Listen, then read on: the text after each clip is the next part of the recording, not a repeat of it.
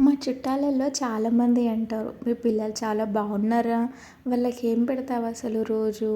వాళ్ళు అలా ఎందుకంటారంటే మా పిల్లలు ప్రీమెచ్యూర్ బేబీస్, అంటే నెలలో నిండకుండానే వాళ్ళు డెలివరీ అయ్యారు నాకు. సో అయినా కూడా అందరి పిల్లలతో సమానంగా వాళ్ళు ఈక్వల్గా పెరిగారు, అంతా నార్మల్గా ఉంది, అసలు ఆ తేడానే ఉండదు. సో నువ్వేది తీసుకున్నావు ఫుడ్, ఎలాంటి టిప్స్ తీసుకున్నావు అనేసి ఎప్పుడు అడుగుతారు.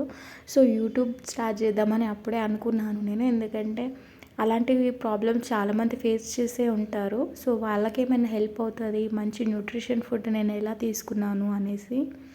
సో ఈరోజైతే వాడి బ్రేక్ఫాస్ట్ కోసం అటుకులతోని మఖానాతోని డ్రై ఫ్రూట్స్తోని పౌడర్ రెడీ చేస్తున్నాను. అటుకులు, మఖానా, డ్రై ఫ్రూట్స్ పిల్లలకి చాలా మంచివి. హై ఫైబర్ ఉంటుంది, వాళ్ళకి హెల్త్ కూడా బాగుంటుంది, మంచి ఇమ్యూనిటీ పవర్ వస్తుంది, అలాగే అది మంచి డైజెషన్ కూడా అవుతుంది. నాకు పౌడర్ అయిపోయింది, నిన్ననే తీసుకొచ్చాను ప్యాకెట్స్ నేను సూపర్ మార్కెట్లో. ఎందుకంటే బయట కొనకండి, ఎందుకంటే కుళ్ళ కూడా ఇస్తారు చాలామంది, అవి మంచివి కావు. ఎందుకంటే ఎక్స్పైరీ డేట్ చూసుకొని తీసుకుంటాం కదా, సో అందుకని అది చూస్ చేసుకోవాలి. వాటిని మామూలుగా రోస్ట్ చేసుకోవాలి, కొద్దిగా క్రంచీగా కరకరలాగా ఉండేటట్టు, అప్పుడే పౌడర్ బాగా వస్తుంది. అటుకులలో మంచి ఫైబర్ ఉంటుంది, సో వాళ్ళకి మోషన్ కూడా ఫ్రీగా ఉంటుంది.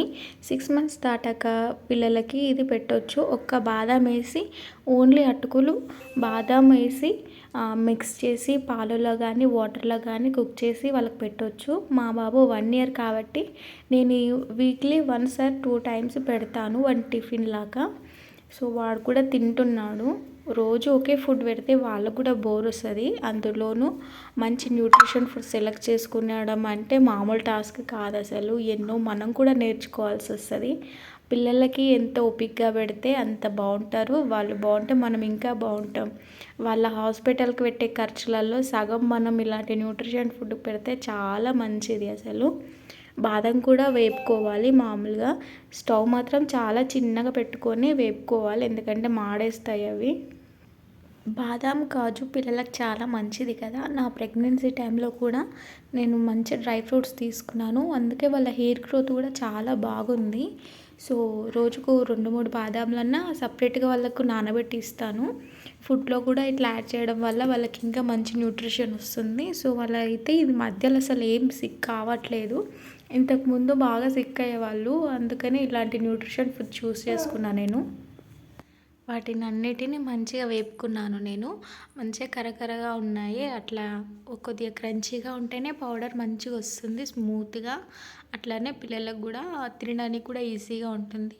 ఇది సేమ్ ఉగ్గు రెసిపీ లాగానే ఉంటుంది, కాకపోతే ఐటమ్స్ కొద్దిగా చేంజ్. అది కొద్దిగా అరగదు ఉగ్గు, ఇది ఈజీగా అరిగిపోతుంది, అలాగే మంచి న్యూట్రిషన్ ఫుడ్ అని చెప్పొచ్చు.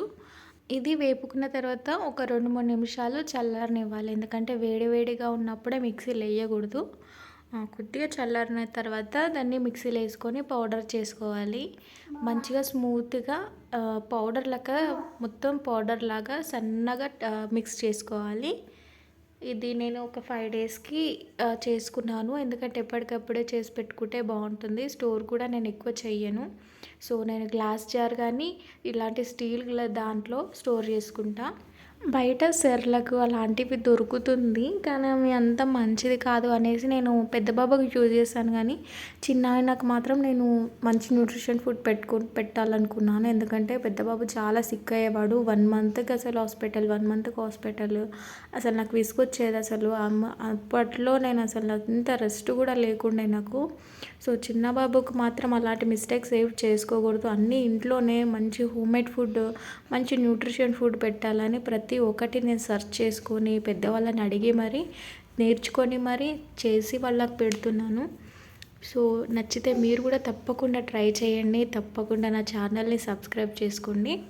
దానిని మనం కొద్దిగా వాటర్ వేసి కొద్దిగా ఒక 1 minute నానబెట్టాలి, ఎందుకంటే కొద్దిగా గట్టిగా ఉంటుంది.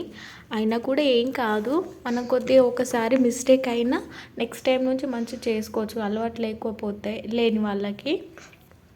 కొద్దిగా సాల్ట్, ఇందులో బెల్లం కూడా వేయచ్చు. ఈరోజు మాత్రం నేను సాల్ట్ వేస్తున్నా, బెల్లం వేస్తే ఇంకా ఫ్లేవర్ చాలా బాగుంటుంది, కొద్దిగా స్వీట్గా.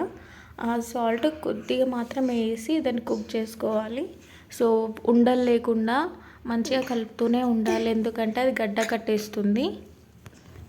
ఉగ్గు మాత్రం తొందరగా ఉడికిపోతుంది, ఇది అలా తొందరగా ఉడకదు, కొద్దిగా టైం పడుతుంది దానికి దీనికి పోలిస్తే. సో కొద్దిగా ఓపికతోని కలుపుకుంటూ కొద్దిగా వాటర్ వేసుకుంటూ కలుపుకుంటూ మెత్తగా ఉడకబెట్టుకోవాలి.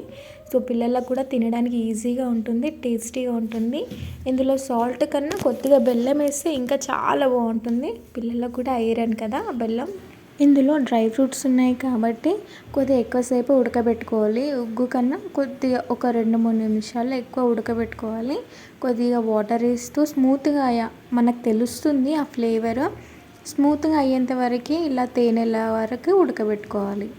సో ఇదండి నా వీడియో. మీకు నచ్చినట్టయితే తప్పకుండా సబ్స్క్రైబ్ చేయండి. నెక్స్ట్ వీడియో మా ప్రీమెచ్యూర్ బేబీస్ నేను ఎలా టేక్ కేర్ చేశాను, నా డెలివరీ ఎందుకు తొందరగా అయ్యిందో నెక్స్ట్ వీడియోలో చెప్తాను. సో ప్లీజ్ సబ్స్క్రైబ్ చేసుకోండి.